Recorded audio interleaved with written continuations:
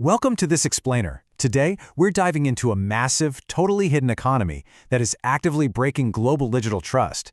We're going to unpack this highly industrialized counter-infrastructure that has quite literally turned human identity into a low-cost commodity. And of course, we'll look at how the major platforms are fighting back. We all rely on Know Your Customer, or KYC laws, to keep financial platforms safe, right? It's the absolute bedrock of anti-money laundering regulations everywhere. The whole system is basically built on this one assumption, that a verified account is actually controlled by the person whose documents were used to open it.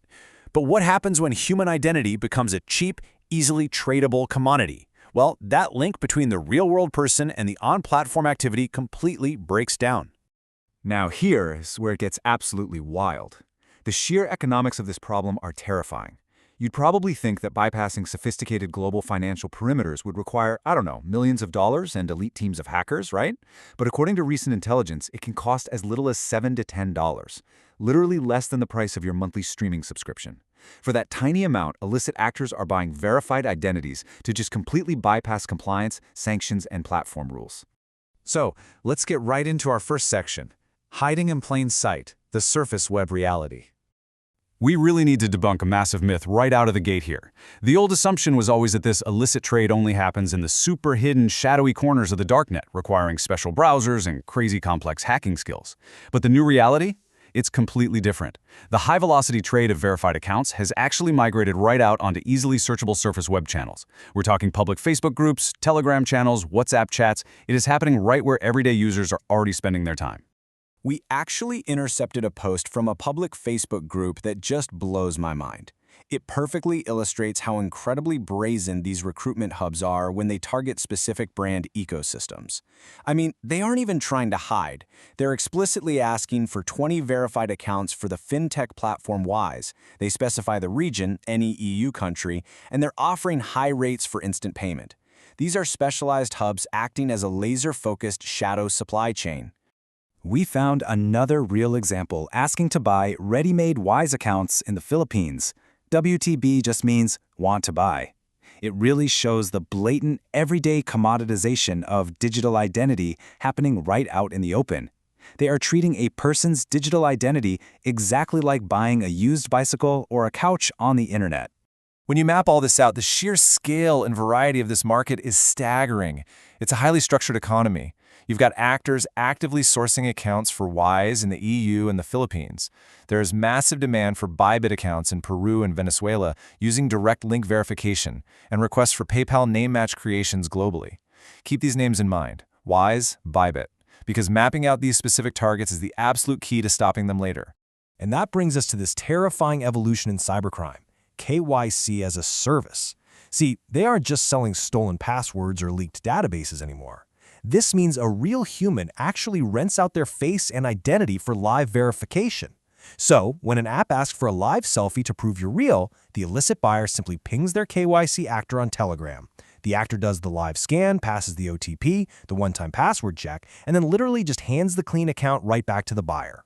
So why is this industrialized counter-infrastructure so dangerous?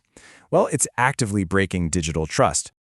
When the person on paper isn't the person actually at the keyboard, it opens up 3 catastrophic vulnerabilities for regulated institutions. First up, money laundering. Criminals route funds through these clean, rented accounts to distance themselves from the illicit flows. Second, sanctions evasion. Users in restricted jurisdictions just transact through front identities located in permitted regions. And third, exit scams. The supposed founders of a fraudulent crypto project might actually just be paid KYC actors. When the project goes bust, it makes it completely impossible for law enforcement to recover the funds. The anatomy of this hack is basically a 3-step dance. Step 1, a completely clean onboarding process done by a real human with real documents, which gives the platform a total false sense of security. Step 2 is the quiet handoff of the account credentials and 2-factor authentication to the illicit operator. And step 3 is when the high-risk activities actually begin, which is usually long after those initial security checks have been passed with flying colors. But, hey, there is a silver lining here. These operations do leave traces. Compliance teams just have to know exactly what red flags to look for. For instance, reused identity fingerprints, like the exact same selfie or document data being used across multiple, completely unrelated entities. Or device and network inconsistencies. Think about an identity logging in from different countries and different device types in an impossibly short time window. Or sudden behavioral shifts, like a brand new account suddenly moving massive volumes in high-risk peer-to-peer transfers. All right, so let's talk solutions. Because the good news is we absolutely do not have to just sit back and watch this happen. Understanding this verified account economy is no longer optional, it is the front line of the fight.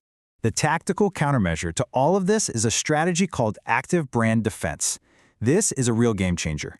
It's where fintechs stop relying solely on passive onboarding checks and start aggressively targeting the root of the problem through proactive identification and mapping. By mapping out these networks on the surface web, we can achieve actual legitimate disruption. Cybersecurity teams can identify the very specific seller profiles and recruitment hubs targeting their brand ecosystems, exactly like those Wise and Bybit hubs we talked about earlier. Once they're mapped, brands can initiate legitimate, highly targeted takedowns. You destroy the supply chain before a bad account is ever even created. So, active brand defense, upgrading the financial perimeter.